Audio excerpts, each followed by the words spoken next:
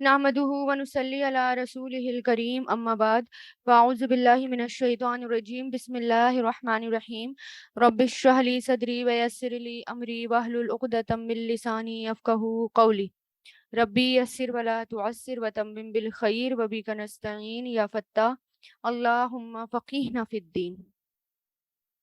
سورۃ الرحمن آیت نمبر 12 سے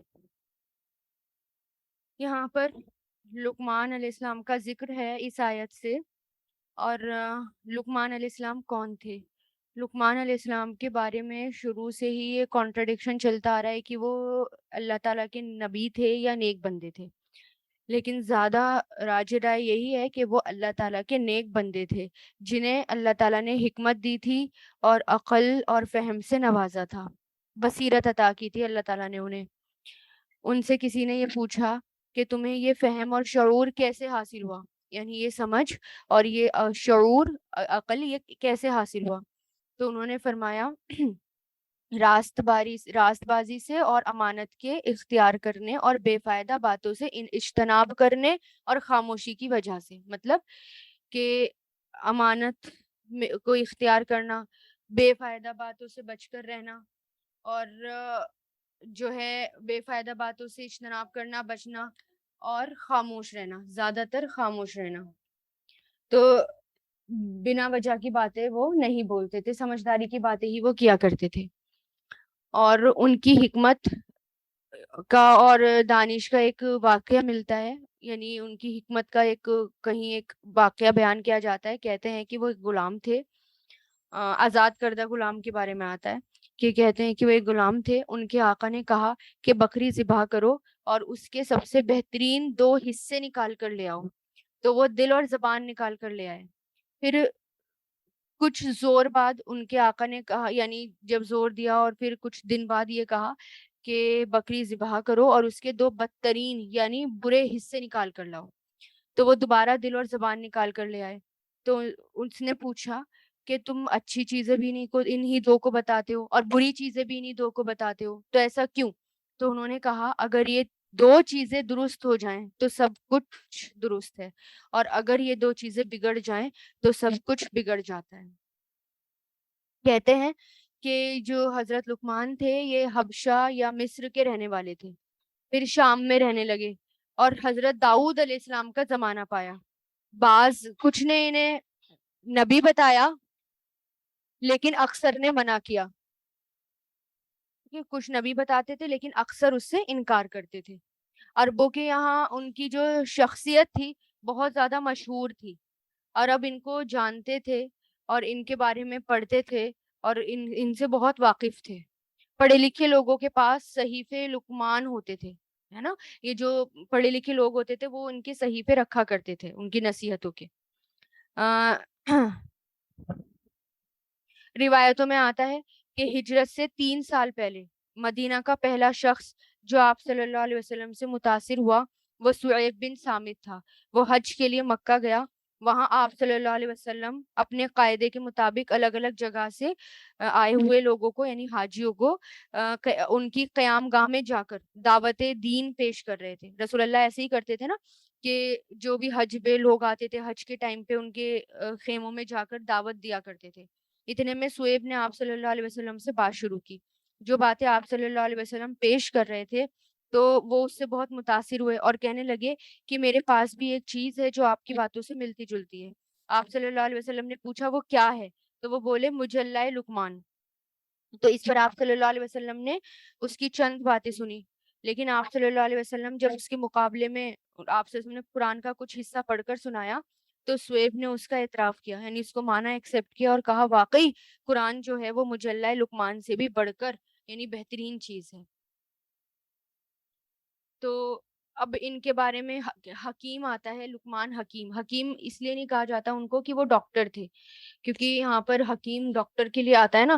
حکیم اس لیے کیونکہ وہ حکمت والے تھے، ان کو اللہ تعالیٰ نے حکمت سے نوازا تھا اور ان کے پاس اتنی حکمت تھی اور ان کی سمجھداری کی باتوں سے اللہ تعالیٰ بھی خوش ہوئے، جس کا ذکر اللہ تعالیٰ نے قرآن میں بھی کر دیا. ٹھیک ہے. اور جو ان کی نصیحتیں تھیں جو وہ اپنی اولاد کو دے رہے تھے وہ ذکر بھی اللہ تعالیٰ نے کر دیا، کیونکہ وہ پیرنٹنگ کے ٹپس ہیں. تو دیکھتے ہیں کہ لقمان علیہ السلام نے کیا نصیحتیں کی اور ان کے اندر کیا ایسی باتیں تھی جو اللہ تعالیٰ کو اتنی پسند آئی. بسم اللہ الرحمن الرحیم. آیت نمبر 12.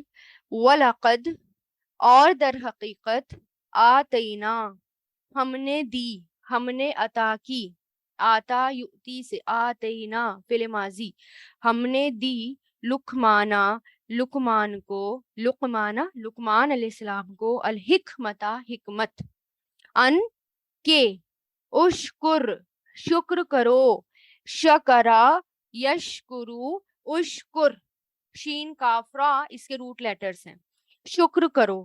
اب یہ ان ہے نا، ان کے نیچے جو زیر ہے انی ہو گیا، یہ وہ آگے ملانے کے لیے کہ شکر کرو للہ اللہ کا، ومن اور جو یشکر شکر کرے گا، شکرا یشکرو اشکر.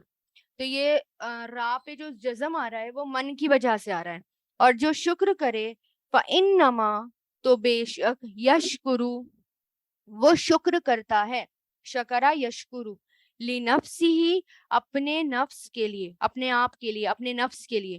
ومن اور جو کفرا ناشکری کرے، کفرا یکفرو اکفر، فإن اللہ تو بے شک اللہ غنی غنی ہے، حمید خوب تعریف والا ہے. غنی مطلب بے نیاز ہے، سیلف سفیشینٹ ہے، اور حمید تعریف کے لائق ہے، خوب تعریف والا. حمید حمد سے بنائے، اور جب ان میں حرف علت جڑ جاتے ہیں نا، جیسے غفور میں واؤ جڑ گیا، حمید میں یا، تو اس طرح کے جب آتے ہیں تو اس کا مطلب ہوتا ہے بہت بہت تعریف والا، خوب تعریف والا. تو یہاں پر لقمان علیہ السلام کے بارے میں بتایا گیا کہ لقمان علیہ السلام کو اللہ تعالیٰ نے حکمت سے نوازا، اور سب سے پہلے اور حکمت کا ذکر کیا گیا. حکمت کے بارے میں کیا آتا ہے قرآن میں بھی، وَمَن يُؤْتَ الْحِكْمَةَ فَقَدْ أُوتِيَ خَيْرًا كَثِيرًا، ہم 3rd پارے میں پڑھتے ہیں نا، وَمَن يُؤْتَ الْحِكْمَةَ فَقَدْ أُوتِيَ خَيْرًا كَثِيرًا، اور جس کو حکمت مل گئی اسے بڑی نیکی مل گئی، بہت خیر مل گئی، نیکیاں کمانے کا موقع مل گیا. تو لقمان علیہ السلام نبی نہیں تھے لیکن ایک سمجھدار انسان تھے. ان کی باتوں سے جو اللہ تعالیٰ نے قرآن مجید میں جو بیان کر دی وہ خوبصورت انداز میں بیان کری ہے. اس سے اندازہ ہوتا ہے کہ وہ کتنے سمجھدار انسان تھے. ان کی سمجھداری کی سب سے پہلی دلیل کیا تھی؟ انشکر للہ، کہ اللہ کا شکر ادا کرو. تو لقمان علیہ السلام کو جو حکمت عطا کی گئی تھی اس میں سب سے پہلی چیز تھی شکر کی توفیق، کہ وہ شکر ادا کرتے تھے. شکر ادا کرنا، تو جو کوئی اللہ تعالیٰ کا شکر ادا کرتا ہے، اس میں کیا ہے، جو کوئی اللہ تعالیٰ کا شکر ادا کرتا ہے وہ اپنے فائدے کے لیے کرتا ہے، اور جو ناشکری کرتا ہے یقیناً اللہ اس سے بے نیاز ہے، یعنی اللہ اسے اس کے حال پہ چھوڑ دیتے، بے نیاز ہے اس سے. تو جب شکر کرتے ہیں تو شکر جو ہے، شکر سے اللہ تعالیٰ جو ہے ہمیں حکمت نوازتے ہیں. تو حکمت جب شکر میں، حکمت میں سب سے پہلی چیز ہی یہی آتی ہے کہ شکر کرنا، اور جس کو شکر کرنا آ گیا اسے حکمت آ گئی، دونوں ہی ایک دوسرے سے کنیکٹڈ ہیں. تو اس میں کیا کہ پھر یہ کہ فَإِنَّمَا يَشْكُرُ لِنَفْسِهِ، تو بے شک جو کوئی شکر کرتا ہے لنفسه اپنے ہی نفس کے لیے، اور جو کوئی ناشکری کرتا ہے تو بے شک اللہ اس سے بے نیاز ہیں اور تعریف والے ہیں، اسے چھوڑ اس سے بے نیاز ہیں. تو سب حکمت میں سب سے پہلی چیز ان کے پاس کیا تھی کہ اللہ کا شکر ادا کروں. تو اس کا مطلب کیا کہ ان کو وہ جو ہے اللہ تعالیٰ کا بہت زیادہ شکر ادا کیا کرتے تھے. تبھی اللہ تعالیٰ نے یہاں پر ذکر کیا، اور ایک اور کا ذکر کیا اللہ تعالیٰ نے قرآن میں کہ وہ بہت شکر گزار تھے، اور وہ کون؟ ابراہیم علیہ السلام. ابراہیم علیہ السلام کے بارے میں بھی آتا ہے کہ ابراہیم علیہ السلام نے اللہ تعالیٰ کی نعمت کی ناشکری نہیں کی، یعنی شکر گزاری کی. وہ شکر گزار تھے، نعمت کے شکر گزار تھے، ہے نا، اللہ تعالیٰ کی نعمتوں کا شکر ادا کیا کرتے تھے، تعریف کیا کرتے تھے. تو ان کی بھی تعریف قرآن میں ہوئی، اور یہاں پر لقمان علیہ السلام کی بھی ہوئی. تو اللہ سے دعا کرنی چاہیے کہ اللہ تعالیٰ ہمیں شکر گزار بنا دے. پھر آیت نمبر 13 دیکھیں، وَإِذْ قَالَ اور جب کہا، قَالَ یقولو قل سے، قاف واو لام فعل ماضی، لقمان علیہ السلام نے لبنی اپنے بیٹے کے لیے، ٹھیک ہے، ابن کس کو کہتے ہیں؟ بیٹے کو. اور لی آ گیا تو لیے، ٹھیک ہے، کسی سے لب نہیں، یعنی کسی سے کوئی اہل عرب جب کسی سے کوئی بات کرتے تھے تو اس کے لیے لامز لی کا استعمال کرتے تھے، کہ جس سے کہا جاتا ہے تو وہ لام کی پریپوزیشن کے ساتھ کہا جاتا ہے۔ تو لقمان علیہ السلام نے اپنے بیٹے سے، وہ ہوا اور وہ یعیزہ نصیحت کر رہا تھا اسے، وعظا یعیزو سے، فعل مضارع ہے یہ، ٹھیک ہے، فعل مضارع میں ہے بات، اور یہاں یہ جو ہے ہمارے لیے فعل ماضی ہو گئی ہے نا، لیکن فعل مضارع میں، لیکن کیونکہ یہ پاسٹ ہو گئی تو اس لیے ہم اس کو پاسٹ ٹینس میں لگا رہے ہیں، ٹھیک ہے۔ ایسا کیا جاتا ہے عربی زبان میں بھی، اس سینٹینس میں فورس بھی ڈالنے کے لیے، تاکید پیدا کرنے کے لیے، ایک الگ انداز پیدا کرنے کے لیے اس طرح بھی کیا جاتا ہے۔ تو کہ وہ نصیحت کر رہا تھا اسے، یا بنیا، اے میرے بیٹے، یا مطلب اے بنیا میرے بیٹے، لا تشرک، نہیں تو شرک ٹھہرا، اشرکا یشرکو سے، لا تشرک، مت شرک کر، باللہ اللہ کے ساتھ، ان الشرکا، بے شک شرک، لظلم، ضرور ہی ظلم ہے، عظیم، بہت بڑا، یعنی بہت بڑا ظلم ہے کیا؟ شرک۔ تو یہاں پر اب یہاں سے پیرنٹنگ کی بات آ رہی ہے، ٹھیک ہے، ٹپس بتا رہے ہیں، اور بچوں کی تربیت کے حوالے سے، بچوں کی تربیت کے لیے سب سے اچھے ٹپس یہاں پر بتائے گئے ہیں، ٹھیک ہے۔ تو گڈ پیرنٹنگ کیسے کی جائے، تو لقمان علیہ السلام اپنے بیٹے کو نصیحت کر رہے ہیں، اور اس میں دیکھیں سب سے پہلی چیز جو ہے وہ کیا ہے، جو ہم کہیں نہ کہیں اسکپ کر جاتے ہیں، اور وہ یہ کہ یا بنیا، اے میرے بیٹے، اے میرے پیارے بیٹے۔ تو کتنے پیار بھرے انداز سے وہ کہہ رہے ہیں، کتنے اچھے انداز سے وہ کہہ رہے ہیں، اے میرے بیٹے۔ تو یا اے میرے، ہمیں بھی اتنے پیار سے انداز، جب ہم اپنے بچوں کو نصیحتیں کر رہے ہوں، ہم اپنے بچوں کو کچھ بتا رہے ہوں، ٹھیک ہے، تو ہمیں بھی اتنے ہی پیار سے بات کرنی چاہیے، اور اتنے ہی اچھے انداز میں بلانا بھی چاہیے، ہے نا، ایسے نہیں دھرا میری بات سن، یا ڈانٹ ڈپٹ کے ہم جو ہے ان کو بات کر رہے ہیں، تو یا اے میرے چھوٹے سے پیارے سے بچے ادھر آؤ، اس طرح سے ہمیں بلانا چاہیے، اور یہی سب سے ان کا انداز ہے یہاں پر، جو خاص طور سے پوائنٹ آؤٹ بھی کیا جا رہا ہے نا یہاں پر، اے میرے پیارے بیٹے یا اے میرے بیٹے۔ تو سب سے پہلی چیز یہاں پر کیا ہے کہ لا تشرک باللہ، مت شرک ٹھہراؤ اللہ تعالیٰ کے ساتھ۔ شرک جو ہے کتنا بڑا، بہت بڑا ظلم ہے۔ تو سب سے پہلی چیز جسے مضبوط کرنے کی ضرورت ہے وہ ہے درست عقیدہ، بچوں کے اندر صحیح ایمان پیدا کرنا، باقی کام تو آسان ہو جائیں گے۔ ہم کیا کرتے ہیں، ان کو نصیحت کرتے رہتے ہیں، ہے نا، کہ جھوٹ نہ بولو، یہ نہ کرو، وہ نہ کرو، ایسا کر لو، ویسا کر لو، نہیں، یہ ساری چیزیں جو ہم ان کو سکھا رہے ہیں ان کی بنیاد کیا ہے؟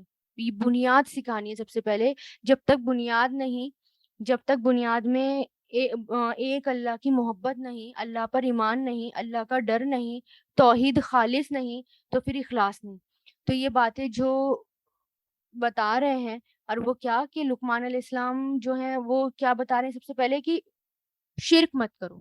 تو لقمان علیہ السلام کی حکمت کہاں سے پتہ چلتی ہے کہ انہوں نے اپنے بچے کی تربیت میں سب سے پہلے اسے شرک سے بچنے کے لیے کہا، ہے نا۔ تو اب دیکھیں اہل عرب جو ہیں لقمان علیہ السلام کے سے بہت زیادہ جو ہے لقمان علیہ السلام کے، یہاں تک کہ اپنے شعر و شاعری میں بھی لقمان علیہ السلام کا ذکر کرتے تھے۔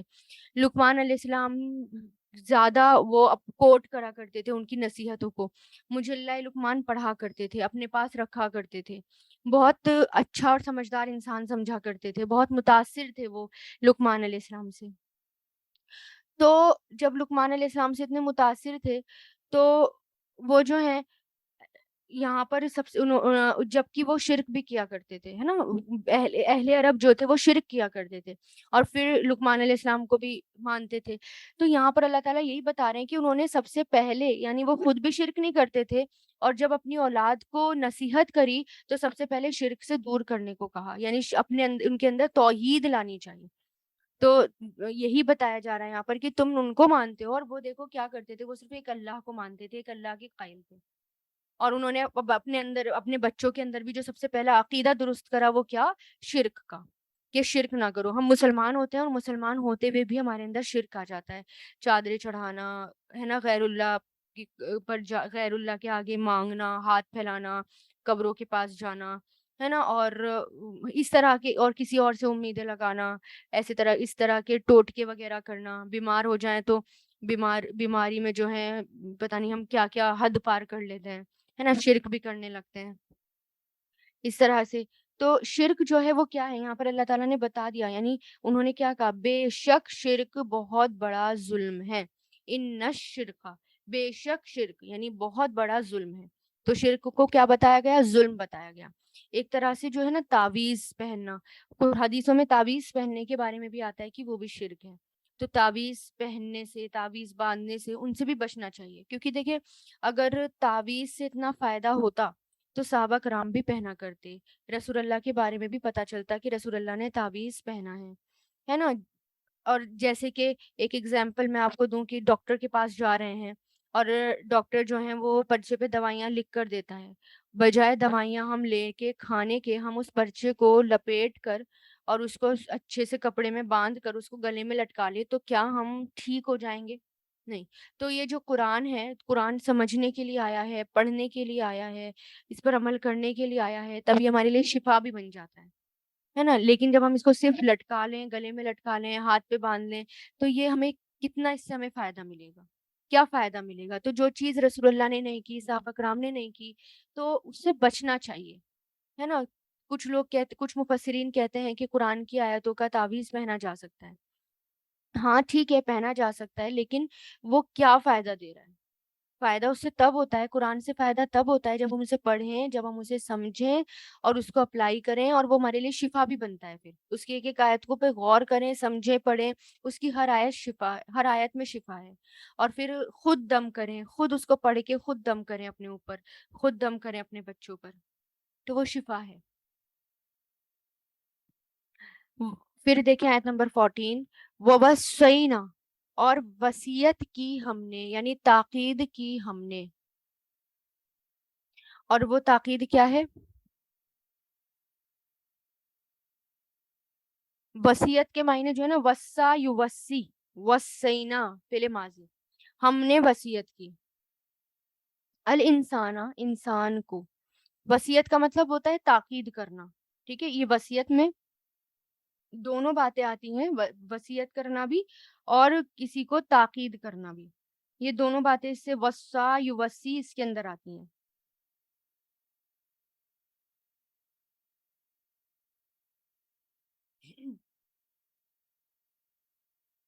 اور اس کے روٹ لیٹرز کیا ہیں, واو, سواد, یا. اور یہ کب ہوتا ہے؟ واقعہ پیش آنے سے پہلے کسی کو ہدایت کرنا, ٹھیک ہے. اس کے لیے آتا ہے وصا یوصی, وصیت کرنا, یعنی جب کوئی واقعہ پیش آ رہا ہو اس سے پہلے کسی کو کوئی تاکید کرنا, کوئی بات بتانا. اور وصیت کی ہم نے الانسان, انسان کو, بی والدئی ہی, اپنے والدین کے ساتھ, والدئی ہی, والدین کے ساتھ, والدین کے ساتھ کیا, احسان کی. حملت ہو, اٹھایا اسے, حملہ, حملت فعل ماضی ہے, فیمیل کے لیے آیا ہے نا, تو فعل ماضی ہے. حملہ, حملت, تو اس کے فعل مضارع آتے ہیں یحملو, فعل ماضی حملہ, فعل مضارع یحملو, اور فعل امر احمل. اٹھایا اسے, اس کی ماں نے, مطلب ماں, اس کی ماں نے, بوالدئی ہی, اپنے والدین کے ساتھ, حملت ہو, اٹھایا اس کو, اس کی ماں نے, وہانن, کمزوری پر, وہان کہتے ہیں کمزوری کو, علا وہانن, کمزوری پر, کمزوری پر کمزوری سہتے ہوئے, ٹھیک ہے, مطلب کمزوری پر کمزوری سہتے ہوئے, وہان. وفصالہ, وا مطلب اور, فصالہ, دودھ چھڑانا اس کا, فصل سے بنا ہے, فا صاد لا, فصل کس کو کہتے ہیں, الگ ہونے کو, ٹھیک ہے. جیسے ہم زمین میں ہم ایک لفظ استعمال کرتے ہیں نا, میں پھسل گئی, تو کب پھسلتا ہے انسان؟ جب اس کا پیر جو ہے وہ زمین سے الگ ہو جائے, تھوڑا سا چھوٹ جائے یا الگ ہو جائے, اس کے لیے آتا ہے. تو फिसाल, ठीक है, यानी बच्चों का दूध छुड़ाना, उसके मायनों में भी ये लफ्ज इस्तेमाल किया जाता है। तो दूध छुड़ाना उसका, फी फी मतलब में, आमईनी 2 साल में। मैंने बताया आनी और आईनी वाली जो आवाजें होती हैं वो डुअल की होती हैं। आम कहते हैं साल को, तो आमईनी 2 सालों में। अन के उश्कुर शुक्र करो, अनिश्कुर के शुक्र करो, ली मेरा, व और ली वालिदई का अपने वालिदैन का, इलैया मेरी ही तरफ, अलमसीर लौटना है तुम्हारा। ठीक है, अब यहाँ पर देखें कि वसीयत की हमने इंसान को वालिदैन के साथ एहसान करने की, हमलत हु उठाया उसको, उम्मुहु उसकी माँ ने, वहनन अला वहनिन कमजोरी पर कमजोरी, यानी कमजोरी पर कमजोरी सहते हुए। वहन के मीनिंग वाव हा नून क्या होते हैं कि जिस्मानी तौर पर कमजोर होना या अखलाकी कमजोर होना, उसके लिए आता है। तो यहाँ पर किसकी बात हो रही है? जिस्मानी तौर पर कमजोर होने की। तो यहाँ पर देखें कि वालिदैन का शुक्र, अब यहाँ पर अल्लाह ताला के शुक्र के बाद, ठीक है, तो एहसान के बाद यानी अल्लाह ताला के शुक्र के बाद फौरन किसकी बात आ रही है? कि वालिदैन के साथ एहसान करने की बात आ रही है। ठीक है, वालिदैन का शुक्र करना, तो वो क्या है? यानी वालिदैन का शुक्र क्या कहकर करें कि आपका बहुत शुक्रिया, बहुत ग्रेटफुल हैं आप कि आपने हम सब भाई बहनों को अच्छी तरबियत की, हमको पढ़ाया, हमको लिखाया। यानी माजी के हालात और वो कुर्बानियां जो वालिदैन ने आपके लिए की हैं उनका जिक्र करते हुए उनको तसल्ली दिलानी चाहिए कि हम आपके फेथफुल हैं, आपने हमारे साथ बहुत एहसान किया है। ठीक है, और उनके साथ भी एहसान का रवैया करना, जितना अच्छा उन्होंने हमारे साथ किया है हमें कोशिश करना उससे बढ़कर अच्छा उनके साथ करने की। तो ये है कि उनके साथ एहसान करना। सूफियान इब्ने अनैया कहते हैं कि जो 5 नमाजें अदा करता है गोया उसने अल्लाह ताला का शुक्र अदा किया, और जो हर नमाज के बाद वालिदैन के लिए दुआएं करता है गोया उसने दोनों का शुक्र अदा किया। क्योंकि यहाँ दो शुक्र अदा करने की बात हो रही है ना। तो नमाज पढ़ने वाला अल्लाह का शुक्र अदा कर रहा है, और नमाज के बाद माँ बाप के लिए दुआएं करने वाला वालिदैन का शुक्र गुजार है। तो अपनी नमाज में, अपने सजदों में क्या कहना नहीं भूलना चाहिए हमें? रब्बिर अरहुमा कमा रब्बयानी सगीरा, ये कहना ना भूलें। यहाँ पर खास तौर पर फिर माँ का जिक्र किया गया कि माँ ने तरबियत में ज्यादा हिस्सा डाला, मेहनत और मुशक्कत ज्यादा की, दिन रात उसके साथ जागती रही, थकी, ताकि औलाद को जो है याद दहानी रहे कि वालिदैन ने उसके साथ क्या क्या एहसान किए। तो खास तौर पर यहाँ पर माँ का जिक्र है। तो एहसान के फौरन बाद बात की गई कि माँ का हक ज्यादा है। हदीस में आता है कि एक शख्स ने आप सल्लल्लाहु अलैहि वसल्लम से आकर पूछा कि मेरे सबसे अच्छे सुलूक का मुस्तहिक कौन है, यानी मैं सबसे अच्छा सुलूक किसके साथ करूं? तो आप सल्लल्लाहु अलैहि वसल्लम ने फरमाया तुम्हारी माँ। उसने फिर पूछा तो आप सल्लल्लाहु अलैहि वसल्लम ने फरमाया तुम्हारी माँ। फिर पूछा तो आप सल्लल्लाहु अलैहि वसल्लम ने फरमाया तुम्हारी माँ। चौथी बार जब पूछा तो आप सल्लल्लाहु अलैहि वसल्लम ने फरमाया तुम्हारे बाप। तो यहाँ माँ का दर्जा इसलिए ज्यादा है कि वो जो है जन्म से पहले भी जो है वो तकलीफें उठाती रही। ठीक है, यहाँ वहान का लफ्ज आता है, मतलब कमजोरी और सुस्ती, है ना, ये भी। तो आप देखें कि प्रेगनेंसी में क्या क्या हमारे कैसे कैसे मूड स्विंग होते हैं, और प्रेगनेंसी में क्या क्या होता है ना।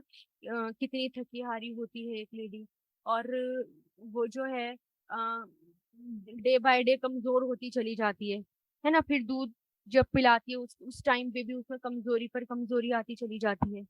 तो यहाँ पर इसलिए क्या माँ के लिए क्या है, वाहन, कि कमजोरी पर कमजोरी सहती रही और तुम्हें पालती रही, कमजोरी पर कमजोरी सहती रही और तुमसे मोहब्बतें करती रही, है ना। और रातों को जागती रही, जागने से क्या नहीं होती थकावट और कमजोरी? कितनी थकावट होती है और कितनी कमजोरी आती होती है, माँ की सेहत ही बच्चों को पालने में जो है वो चली जाती है ना, पूरी पूरी सेहत निकल जाती है। और फिर हम बड़े होकर जो है उनको ताने भी देते हैं, उनके सारे एहसान भूल जाते हैं, है ना। और जो जो एहसान किया होता है, ठीक है। और हमें हर हर किसी के हक का ध्यान रखना चाहिए, है ना। बीवी का एक क्या हक होता है वो हमारा हमें پتا ہونا چاہیے، اور ایک ماں کا کیا حق ہوتا ہے وہ ہمیں پتا ہونا چاہیے۔ ہم کہیں نہ کہیں کیا کرتے ہیں، ایک طرف جھک جاتے ہیں، آج کی میجورٹی ایک طرف جھک جاتی ہے، یا تو ماں کی طرف جھک جاتے ہیں یا پھر بیوی کی طرف جھک جاتے ہیں۔ جبکہ رسول اللہ کا رویہ کیا تھا، یا صحاباؤں کا، اگر ہم صحاباؤں کا دیکھیں ان کا رویہ کیا تھا، کتنا احسان کرتے تھے اپنی بیویوں کے ساتھ بھی، کتنا احسان کرتے تھے اپنے والدین کے ساتھ بھی۔ لیکن ہم کیا کرتے ہیں کہ ہم جو ہے ایک کا احسان بھول جاتے ہیں، تو اس سے اور پھر حق مارنا شروع کر دیتے ہیں، اور پھر یہ دیکھیں کہ ماں باپ کی ناشکری کرنا، ماں باپ کے ساتھ زبان درازی کرنا، ماں باپ کے احسان بھلا دینا، یہ کوئی معمولی بات نہیں ہے، یہ گناہ میں آتا ہے۔ اب دیکھیں کہ حدیث میں آتا ہے، بے شک اللہ نے حرام کیا تم پر ماؤں کی نافرمانی کو، یعنی ماں کی نافرمانی، ماں باپ کی نافرمانی، والدین کی نافرمانی کبیرہ گناہ ہے۔ تو والدین کی نافرمانی ان گناہوں میں سے ہے جن کی سزا انسان کو دنیا میں بھی مل جاتی ہے، حدیث میں آتا ہے، صحیح مسلم میں آتا ہے۔ اسی طرح صحیح مسلم میں آتا ہے، حضرت ابو ہریرہ کہتے ہیں کہ آپ صلی اللہ علیہ وسلم نے فرمایا، 3 بچوں کے سوا کسی نے مہد یعنی پنگوڑے میں کلام نہیں کیا، یعنی ان کا بھی ذکر ملتا ہے، یعنی ماں سے جس نے بات کری، 3 بچوں نے بات کری تھی، ایک تو عیسیٰ ابن مریم، ایک تھے بنی اسرائیل کے 2 بچے، ایک جریج تھا صاحب جریج، اور ایک بچہ بنی اسرائیل کی عورت تھا۔ تو ان کے بھی واقع حدیث سے پتہ چلتے ہیں، ٹھیک ہے نا صحیح مسلم کی روایتوں سے پتہ چلتے ہیں کہ ایک جریج تھا، یعنی ایک عابد انسان تھا، نیک انسان تھا، جس نے ایک عبادت خانہ بنا رکھا تھا۔ ایک دن اس کی ماں آئی، نماز پڑھ رہا تھا، ماں نے کہا اے جریج، اس کے دل نے کہا کہ یا اللہ، ایک طرف میری ماں ہے اور ایک طرف نماز، تو وہ نماز میں لگا رہا حتیٰ کہ اس کی ماں واپس چلی گئی۔ دوسرے دن پھر اس کی ماں آئی، پھر پکارا اے جریج، تو اس کے دل نے کہا یا اللہ، ایک طرف ماں ہے اور ایک طرف نماز، تو وہ نماز میں ہی لگا رہا۔ اس کی اب ماں کے منہ سے بد دعا نکل گئی، کہنے لگی یا اللہ، اسے موت نہ دینا جب تک کہ یہ بدکار عورت کا منہ نہ دیکھ لے۔ تو بنی اسرائیل میں جریج، اور جب تک یہ بدکار، یعنی کیونکہ انہوں نے بد دعا دے دی نا فوراً، کیونکہ وہ دھیان ہی نہیں دے رہے تھے، اور یہاں پر نفل نماز ہوتی ہے، نفل نماز جب پڑھ رہے ہو، جب ماں بلا رہی ہو تو چلے جانا چاہیے، ٹھیک ہے۔ فرض تو ہم نہیں توڑ سکتے، فرض تو فرض ہے، اور اللہ تعالیٰ کا حق سب سے پہلے ہے۔ اب بنی اسرائیل میں جریج اور اس کی عبادت کا جو چرچا تھا وہ ہونے لگا، مشہور ہو گیا وہ چرچا۔ ان میں سے ایک بدکار عورت تھی جس کی خوبصورتی کی مثال دی جاتی تھی، وہ کہنے لگی کہ میں جو ہے اس کو پھنساؤں گی اور اس کی شہرت کو نقصان پہنچاؤں گی۔ تو اس نے اپنے آپ کو جریج کو پیش کیا، لیکن وہ اس کی طرف مائل ہی نہ ہوا، اٹریکٹ ہی نہ ہوا۔ پھر وہ ایک چرواہے کے پاس گئی، اور جو کہ اس کی عبادت خانے کے پاس ٹھہرا ہوا تھا، تو اس نے اپنے آپ کو اس کے حوالے کیا۔ تو وہ عورت اس چرواہے سے پریگننٹ بھی ہو گئی، حاملہ ہو گئی۔ پھر جب بچہ پیدا ہوا تو کہنے لگی کہ یہ جریج کا بچہ ہے۔ تو لوگوں نے جب سنا تو بہت غصے میں آئے، اور اس کی عبادت خانے سے اس کو نکالا اور اسے گرا دیا، اور اس کی پٹائی بھی کرنے لگے، کیونکہ عام طور پر لوگ جو ہیں ایسی خبروں کی چھان بین نہیں کرتے نا، جو بھی بس جس نے جو کہا بس اس کی بات پر یقین کر لیا۔ تو جریج نے پوچھا کیا بات ہے، تم مجھے ایسے کیوں مار رہے ہو؟ تو وہ لوگ کہنے لگے کہ تم نے اس فاحشہ سے زنا کیا ہے، اب تو اس کا بچہ بھی پیدا ہو چکا۔ تو جریج نے کہا وہ بچہ کہاں ہے؟ لوگ بچہ لے آئے، تو جریج نے کہا ذرا ٹھہرو، میں نماز پڑھ لوں۔ پھر وہ نماز سے فارغ ہو کر بچے کے پاس آئے، اور اس نے پیٹ میں کچوکا دیا اور کہا بچے بتاؤ تمہارا باپ کون ہے؟ بچہ بول اٹھا فلاں چروا۔ پھر لوگ جریج کے پاس آ کر اس کا ہاتھ چومنے لگے اور کہا کہ ہم تمہارے لیے کیا سونے کی عبادت گاہ بنا دیں؟ تو انہوں نے کہا نہیں، مٹی کی بنا دو، کیونکہ لوگوں نے گھر بھی گرا دیا تھا نا۔ تو کیونکہ یہاں پر انہوں نے ماں کی نافرمانی کی تھی ایک طرح سے، تو اتنے عبادت گزار بھی تھے، تو ماں کی بد دعا لگ بھی گئی۔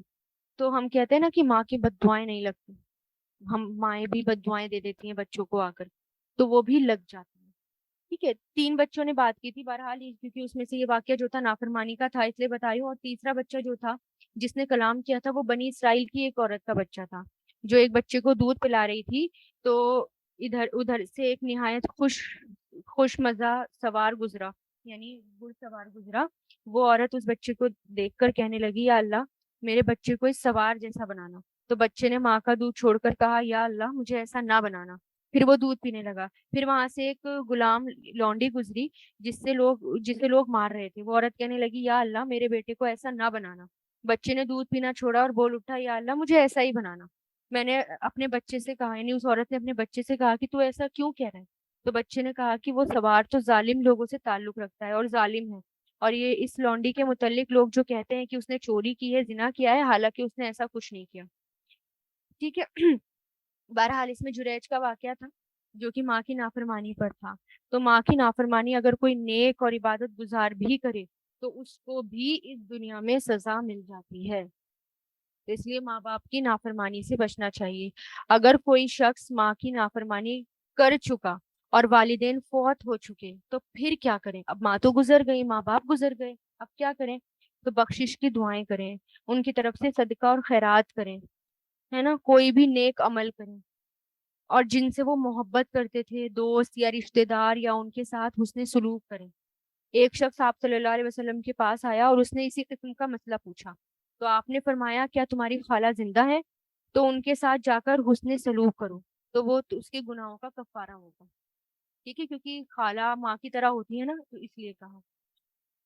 تو اور آج کل کے بچے جو ہیں وہ کہتے ہیں نا کہ آپ نے کیا کر دیا، آپ نے کون سی، سب پالتے ہیں، آپ نے پال کر کون سی بہت بڑی بات کر دی. تو اس طرح کے الفاظ نکالنا، اس طرح کی باتیں کرنا، یہ ہماری آخرت برباد کر سکتے ہیں.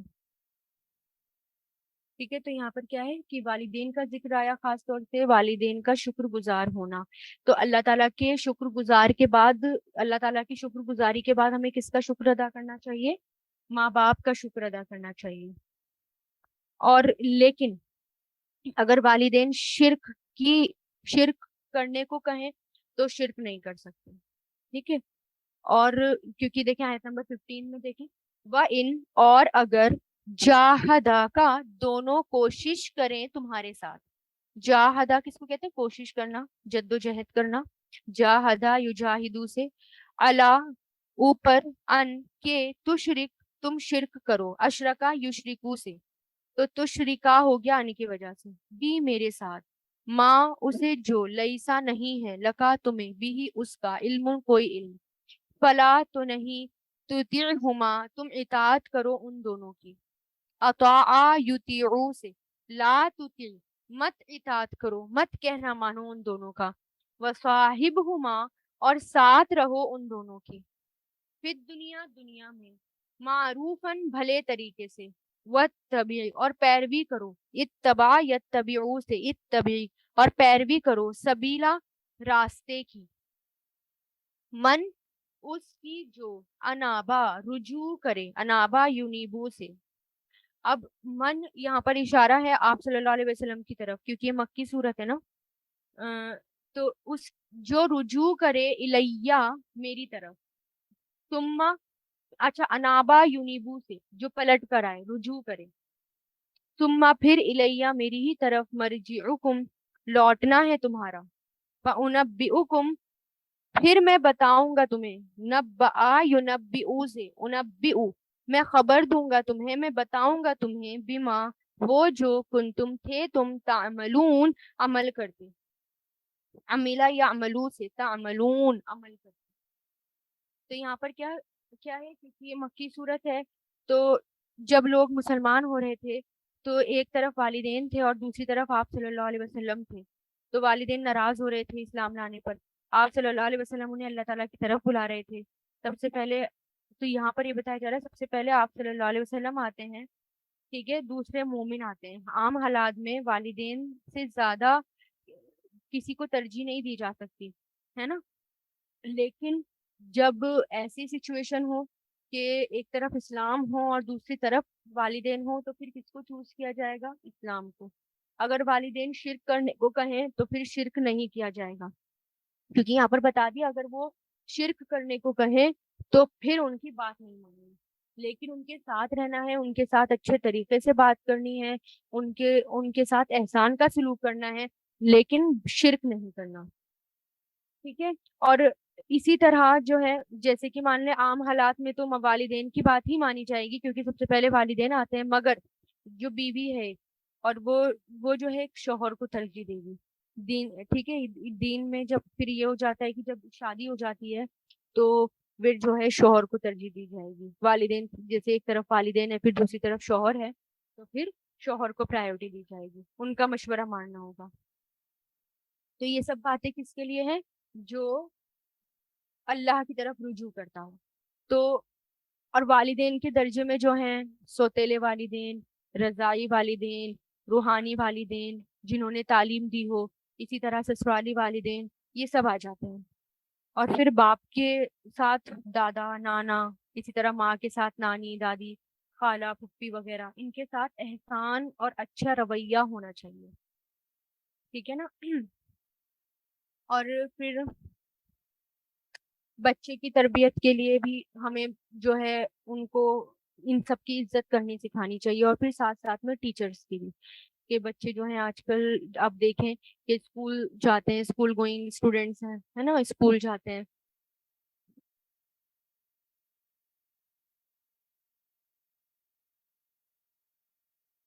تو اسکول گوئنگ ہے تو جو ہے وہ آ کے ٹیچرس کا مذاق بناتے ہیں، بچے آ کر مذاق بناتے ہیں. تو یہ سب ان کو تربیت میں ان کی ڈالنا ہے، ان کو تربیت دینی ہے کہ نہیں، ان کا درجہ بہت بڑا ہے، ایسا سلوک نہیں ہونا چاہیے. کیونکہ ہم جو ہے اس پر ٹوکتے نہیں ہیں جب وہ ٹیچرس کی ایکٹنگ کرتے ہیں، ٹیچرس کا مذاق اڑاتے ہیں، ان کے ساتھ ایسا رویہ کرتے ہیں، ہے نا. تو یہ اس سے ایٹیکیٹس ختم ہونے لگتے ہیں، اس سے ایٹیکیٹس نہیں آتے. ٹھیک ہے. اور اپنے سے اور بتانا چاہیے کہ ہمیں اپنے سے بڑوں کا نام لے کر اس طرح نہیں پکارنا چاہیے، ایک محبت بھرے انداز میں ان کو پکارنا چاہیے.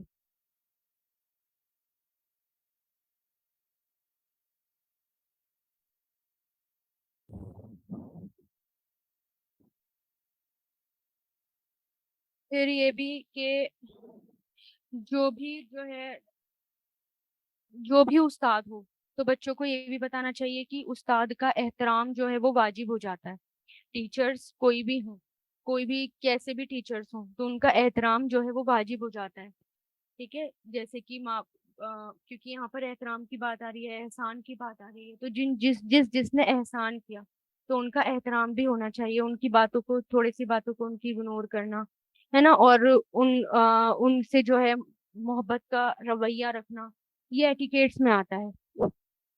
اور اور جو آپ کو خاص طور سے علم دے رہا ہو اس کا احترام کرنا، کیونکہ علم کے بارے میں آتا ہے کہ جو بھی علم کے راستے پر چلا اس کے لیے جنت کا راستہ آسان ہو گیا، حدیث میں آتا ہے نا. پھر اسی طرح حدیث سے پتہ چلتا ہے کہ جنت کا راستہ کانٹوں سے بھرا ہے. جب آپ صلی اللہ علیہ وسلم کو جنت دکھائی گئی تو آپ بہت خوش ہوئے. پھر فرمایا کون ہے جو اس کے بارے میں جانے اور یہاں تک نہیں پہنچنا چاہے، یعنی اسے دیکھے اور یہاں تک پہنچنے کی خواہش نہ رکھتا ہو. لیکن جب آپ صلی اللہ علیہ وسلم کو اس کا راستہ دکھایا گیا تو آپ صلی اللہ علیہ وسلم پریشان ہو گئے کہ صرف ہمت والے ہی یہاں پہنچ سکتے ہیں. اگر یہاں کوئی کمی نظر آئے تو جو ہے ہمیں یہ دیکھنا چاہیے کہ جب بھی کوئی بھی آزمائش آئے، کوئی بھی پریشانی آئے، تو یہ دیکھنا چاہیے کہ جنت کا راستہ جو ہے وہ آسان نہیں ہے، اور وہ جنت کا راستہ جو ہے وہ کانٹوں سے بھرا ہوا ہے.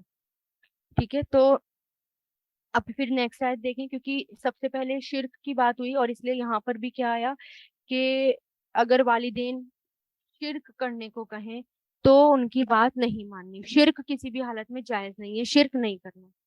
پھر آیا 16 دیکھیں، یا بنیا، اے میرے بیٹے، ان نہا، بے شک وہ، ان اگر، تکو، ہو وہ، تکو مطلب ہونا، مسقالا، ذرہ برابر بھی، مسقال، حبتن دانے، من خردل، رائی کے، خردل رائی کے دانے،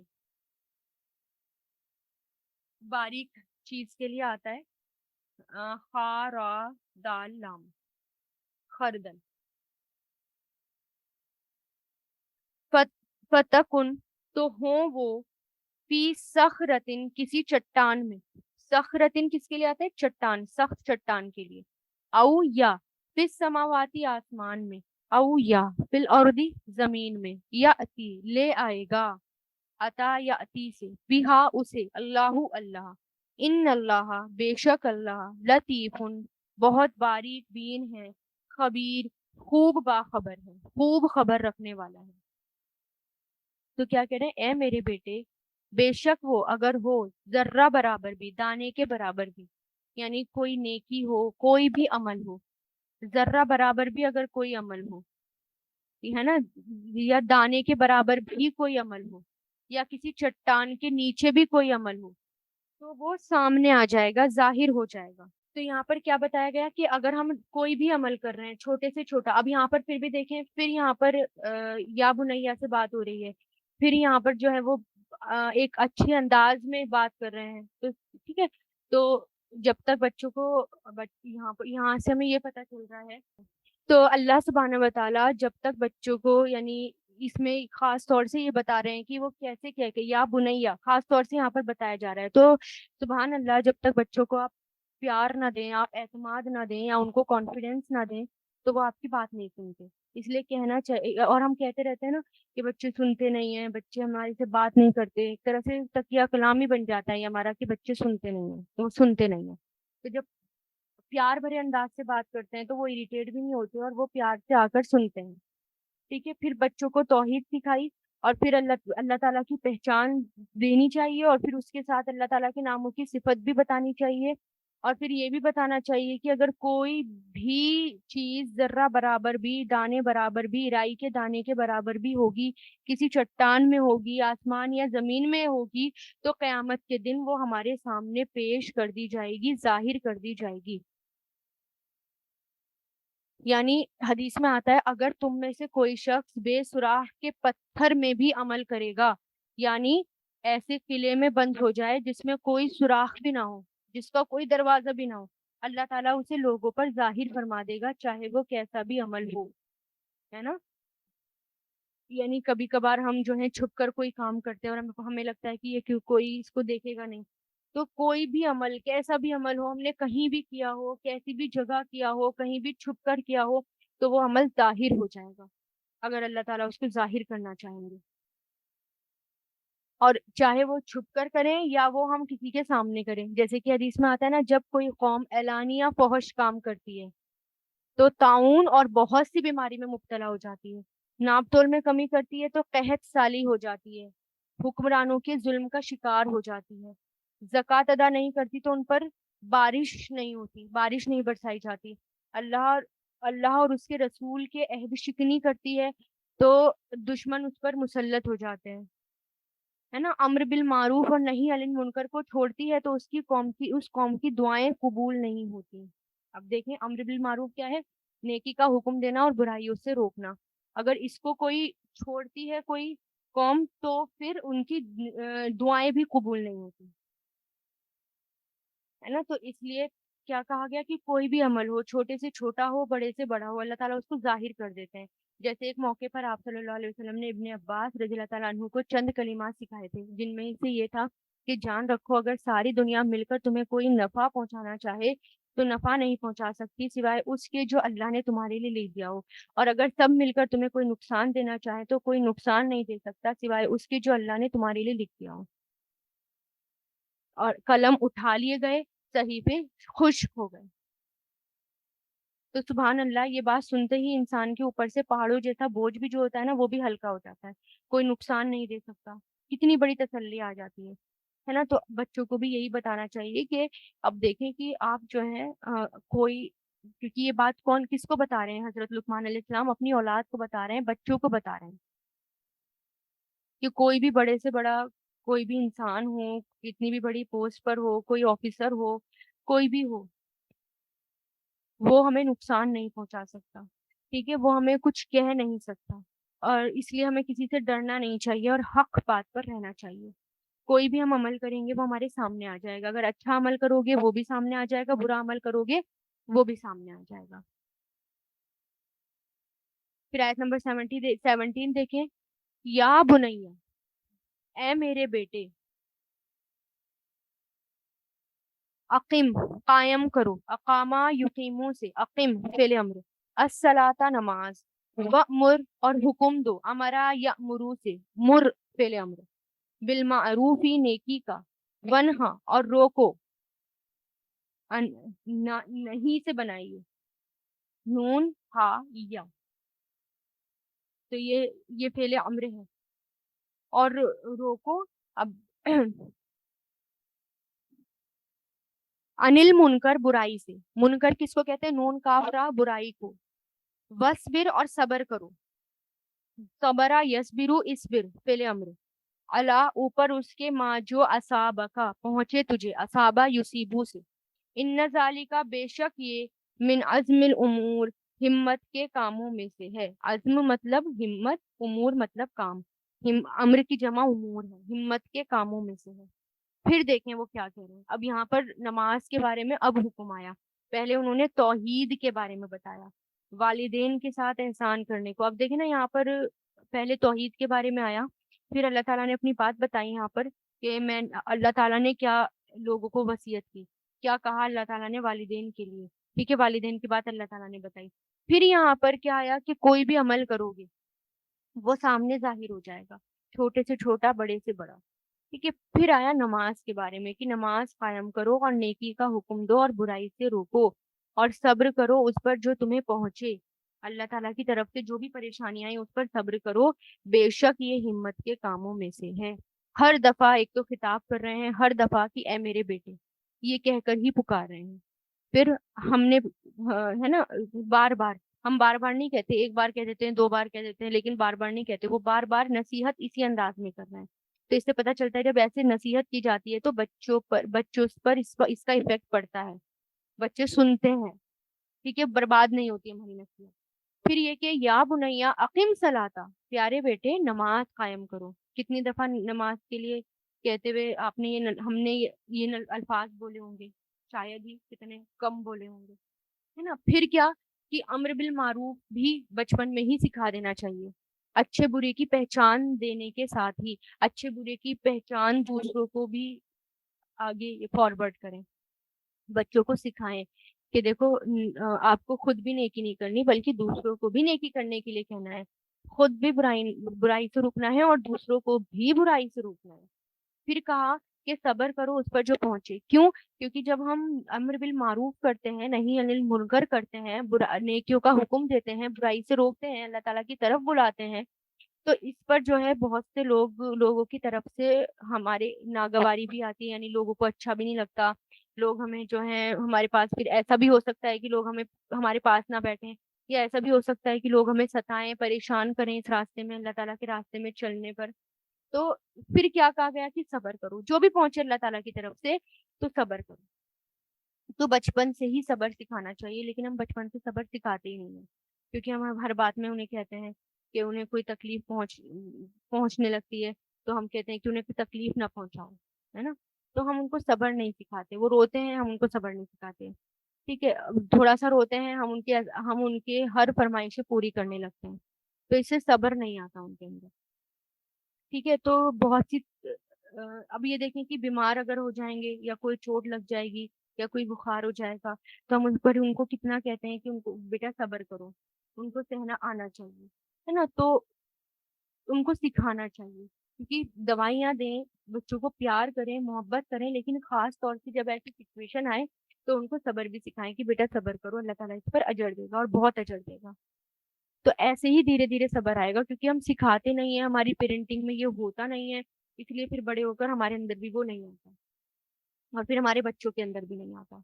ہم اپنے بچوں کو بھی نہیں سکھاتے امر بالمعروف نہیں انل منکر، تو وہ آگے ایسے ہی نسلیں پھر بڑھتی رہتی ہیں، پھر وہ اس طرف کوئی دھیان ہی نہیں دیتا. اور جبکہ اس کے بارے میں حدیث میں آتا ہے جب کوئی قوم امر بالمعروف اور نہیں انل منکر چھوڑتی ہے تو اس کی دعائیں قبول نہیں ہوتی. اور یہ جو ہے صبر کرنا، یہ کام کرنا، نماز قائم کرنا، نیکی کا حکم دینا، برائی سے روکنا، یہ اور صبر کرنا، یہ ہمت کے کاموں میں سے. اللہ تعالیٰ اس کو کیا بتا رہے ہیں کہ یہ ہمت کے کاموں میں سے. آیت نمبر 18، ولا اور نہیں، تسعر تم موڑو، سواد عین را، سعار ایک بیماری کا نام ہے جو اونٹ کے سر اور گردن میں لگی ہوتی ہے، جس سے اس کی گردن اکڑ جاتی ہے. تو اسی سے اس کو تصعر کے معنی یعنی گردن اکڑانے کے معنوں میں یہ لفظ لیا جانے لگا. تو اس کا مطلب کیا ہوتا ہے؟ گردن اکڑانا، یعنی تکبر سے گردن کا اکڑ جانا، اکڑانا، ٹرن کرنا. ولا تسعر، تسعرا یسعر سعر، مت گردن موڑو، خدا کا اپنا، مت موڑو اپنا گال، چیک، اپنا چیک، گال. تو خا دال دال، خدا کا، لناسی لوگوں سے، ولا اور نہیں، تمشی چلو، مشا یمشی سے، اس میں یا آتا ہے آخر میں، لا تمشی مت چلو، یہاں سے ہٹ گیا کیونکہ فعل نہیں ہے نا، فعل نہیں میں ایک چیز جزم ہو جاتی ہے. فی الارضی زمین میں، مراحن اکڑ اکڑ کر، مراحن اترا کر، اکڑ اکڑ کر. ان اللہ بے شک اللہ، لا یحب نہیں محبت کرتا، نہیں پسند کرتا، کل ہر مختالن خود پسند، فخور فخر کرنے والے کو، خود پسند اور فخر کرنے والے کو. اب یہاں پر کیا بتایا ہے؟ اب یہاں پر اخلاق سکھائے جا رہے ہیں، ایٹیکیٹ سکھائے جا رہے ہیں کہ اکڑ کر اپنا گال یعنی گھمنڈ مت کرو، تکبر مت کرو. جب انسان خود بخود اس کی گردن اکڑنے لگتی ہے تو انسان کے اندر تکبر آنے لگتا ہے. تو یہاں پر اب کیا سکھایا گیا؟ اخلاق. تو رسول اللہ صلی اللہ علیہ وسلم نے بھی اس اخلاق کی تعلیم دی. فرمایا تم لوگ ایک دوسرے سے حسد نہ کرو، نہ ہی ایک دوسرے کے خلاف، نہ ہی ایک دوسرے سے بغض رکھو، نہ ہی ایک دوسرے سے روح گردانی کرو. اگر تم میں سے کوئی کسی کی بے پر بے نہ کرے، سود پر سود نہ کرے، اور اللہ تعالیٰ کی جو ہے اور وہ اللہ تعالیٰ کے کیا بن جاؤ، بھائی بھائی بن جاؤ.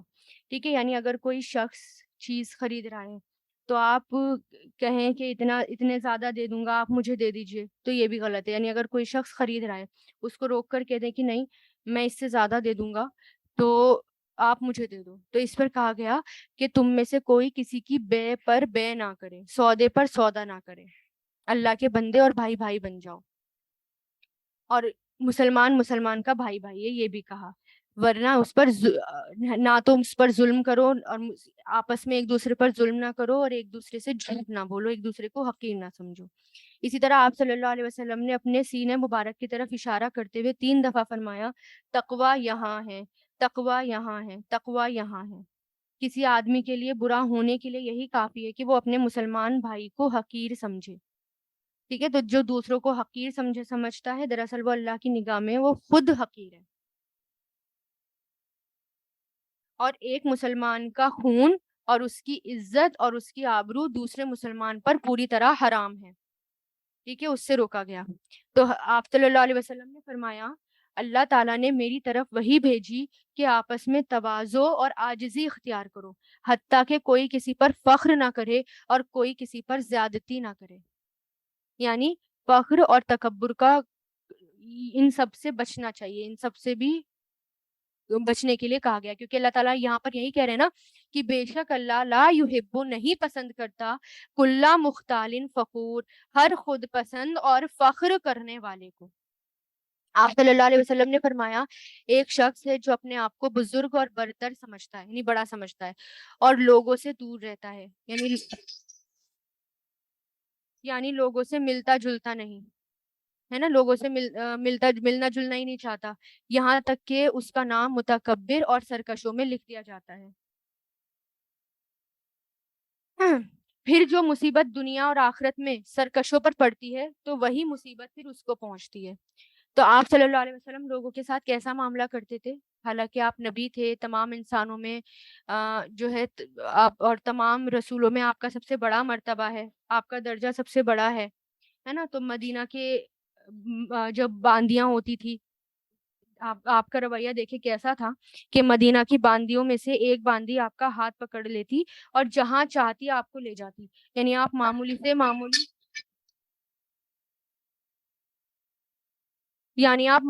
معمولی انسانوں کے لیے بھی اویلیبل ہوتے تھے. ٹھیک ہے، حضرت ابو رفاع بن اسیب سے روایت ہے کہ میں آپ صلی اللہ علیہ وسلم کی خدمت میں حاضر ہوا جبکہ آپ خطبہ دے رہے تھے. بس میں نے کہا اے اللہ کے رسول صلی اللہ علیہ وسلم، ایک مسافر آدمی اپنے دین کے بارے میں پوچھنے آیا ہے، وہ نہیں جانتا کہ اس کا دین کیا ہے. بس آپ میری طرف متوجہ ہوئے اور اپنا خطبہ چھوڑ دیا، حتیٰ کہ میرے پاس آ گئے تو آپ صلی اللہ علیہ وسلم کے لیے ایک کرسی لائی گئی جس پر آپ بیٹھ گئے. اللہ تعالیٰ نے جو احکام آپ کو سکھائے تھے وہ مجھے سکھانے لگے، پھر اپنے خطبے کی طرف آئے، پھر اس کے آخری حصے کو مکمل فرمایا، ہے نا. لیکن اس کا یہ مطلب نہیں کہ انسان ہر موقع پر اپنی بات ہی چھوڑ دے. ٹھیک ہے، تو وہ جو ہے پہلی دفعہ آپ کی مجلس میں آیا تھا اور اسے کچھ نہیں پتا تھا. سچویشن کے اکارڈنگ، یہ حکمت سے ہوتا ہے، سچویشن کے اکارڈنگ کام کرنا چاہیے. اسی طرح حضرت انس بیان کرتے ہیں کہ ایک عورت کی عقل میں کچھ فطور تھا، یعنی مینٹلی کچھ کم تھی. وہ آپ صلی اللہ علیہ وسلم کی خدمت میں آئی اور کہنے لگی آپ مجھے آپ سے کوئی کام ہے. تو وہ صحابہ کے سامنے اپنی بات نہیں بتانا چاہتی تھی. آپ صلی اللہ علیہ وسلم نے فرمایا اے ام فلاں، جو گلی چاہے دیکھ لے اور وہاں مجھے اپنا کام بتا دے، میں کر دوں گا. بس آپ اسے کسی راستے میں تنہا ملے یہاں تک کہ اس کا کام ہو گیا. یعنی یعنی اتنے نرم دل اور اتنے ایسے تھے رسول اللہ کہ ہر کسی کے لیے اویلیبل تھے اور اتنے بڑے انسان تھے. تو حضرت ابو ایوب سے روایت ہے کہ آپ صلی اللہ علیہ وسلم نے فرمایا کسی مسلمان کے لیے یہ جائز نہیں کہ وہ اپنے کسی مسلمان بھائی سے 3 راتوں سے زیادہ تعلق توڑے رکھے. اور اسی طرح کہ دونوں کا آمنا سامنا ہو تو وہ یہ اس سے منہ پھیر لے اور وہ اس سے منہ پھیر لے، اور دونوں میں سے وہ بہتر ہے جو سلام میں پہل کرے. ٹھیک ہے، تو یہاں پر بتایا گیا نا کہ مسلمان مسلمان کا بھائی ہے. اب مسلمان کے لیے جائز نہیں کہ وہ کسی سے 3 دن سے زیادہ تعلق توڑے. ٹھیک ہے، اب یہاں پر آیا ہے مراہن، اکڑ کر چلنا. مرا یعنی بہت زیادہ یا شدت اس کی خوشی میں انسان اترانے لگے، اس سے بھی منع کیا گیا. آپ صلی اللہ علیہ وسلم نے فرمایا ایک شخص لمبے چوگے کا ملبوس خود یعنی خود پسند میں مبتلا ہو کر اپنے سر کے بال سوارے ہوئے چلنے میں اتراتا تھا تو اللہ تعالیٰ نے اس کا یہ انداز اللہ تعالیٰ کو پسند نہیں آیا اور اللہ تعالیٰ نے اسے زمین میں دھسا دیا اور قیامت تک وہ دستا ہی رہے گا. یعنی جو خود پسندی میں مبتلا ہو، فخر سے چل رہا ہو، اکڑ کر چل رہا ہو کہ میں بس سب سے بیسٹ، تو یہ انداز اللہ تعالیٰ کو پسند نہیں. رسول اللہ صلی اللہ علیہ وسلم نے فرمایا اگر اللہ تعالیٰ قیامت کے دن اس شخص کی طرف دیکھے گا بھی نہیں جو تکبر کی وجہ سے اپنا کپڑا گھسیٹ کر چلتا ہے. پیچھے جو لمبے لمبے کپڑے ہوتے ہیں نا، پیچھے سے گھسیٹ کر چلنے والے، وہ اللہ تعالیٰ کو پسند نہیں. حضرت انس کی روایت ہے کہ آپ صلی اللہ علیہ وسلم کی ایک اونٹنی جس سے کوئی اونٹ آگے نہیں بڑھ پاتا تھا، بس ایک دیہاتی آدمی نے اونٹ پر سوار ہو کر وہ آیا اور اس اونٹنی کے آگے نکل گیا.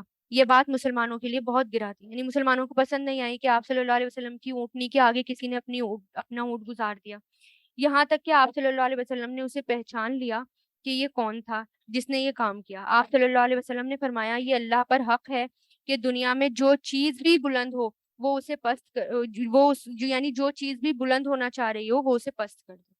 یعنی وہ اونٹنی تیز رفتار والی تھی تو اونٹ اس سے آگے نکل گیا. یعنی ہر اونچی چیز یا بلند چیز کے لیے ایک پستی بھی ہوتی ہے. تو جو بھی بلند ہوتا ہے اس کے لیے ایک پستی بھی ہوتی ہے. تو اس لیے کبھی بھی اپنے آپ کو بڑا اور گھمنڈ نہیں کرنا چاہیے. آپ صلی اللہ علیہ وسلم خود دوسروں سے آگے نکلنے کی کبھی بھی کوشش نہیں کرتے. یہ تو صحابہ کرام تھے جو ان کو اتنی عزت دیتے تھے کہ وہ آپ صلی اللہ علیہ وسلم کو ہمیشہ آگے رکھتے تھے، ہے نا. اور آپ صلی اللہ علیہ وسلم کبھی بھی بے تکلفی میں اپنے صحابہ کا ہاتھ بھی پکڑ کر چل لیا کرتے تھے کسی بھی میدان میں، کسی بھی کھلی ہوئی جگہ میں. ایسا نہیں کہ رسول اللہ ہاتھ بھی نہیں پکڑتے تھے. ہم کہتے ہیں نا کہ نہیں میں تو سب سے بڑا ہوں، میں کیسے ہاتھ پکڑ لوں اس کا. نہیں، ایسا نہیں. ہاتھ میں ہاتھ پکڑ کر بھی چل لیا کرتے تھے. آپ صلی اللہ علیہ وسلم بہت قدم جما کر چلتے، ہے نا، ٹہل ٹہل کر نہیں چلتے تھے. اس طرح چلتے کہ گویا آپ کسی بلند جگہ سے اتر رہے ہوں. پاؤں جو تھے وہ سمیٹ کر احتیاط کے ساتھ قدم جما کر چلتے تھے.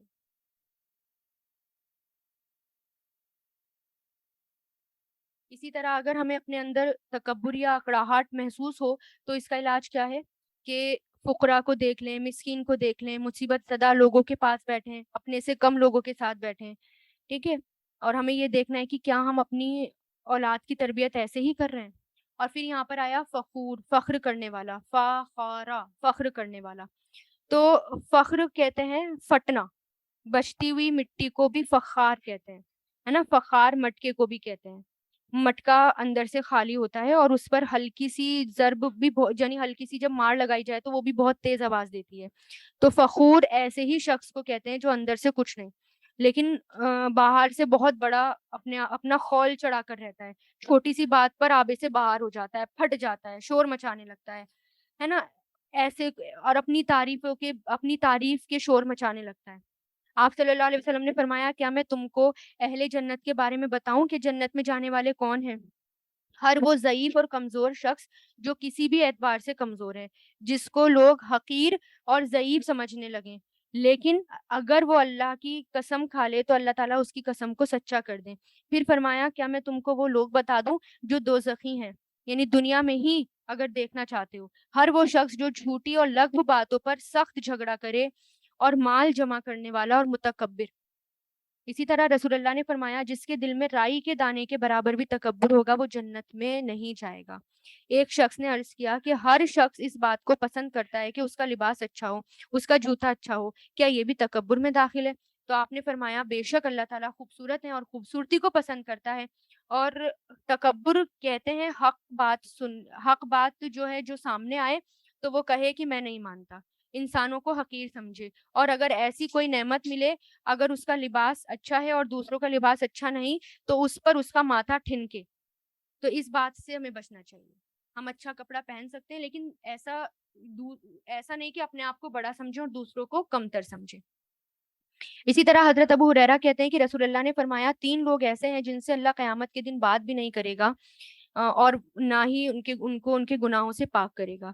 ایک تو بوڑھا زانی، دوسرا جھوٹا بادشاہ، اور تیسرا مفلس تکبر کرنے والا، یعنی ہے کچھ نہیں لیکن تکبر کا شکار ہے۔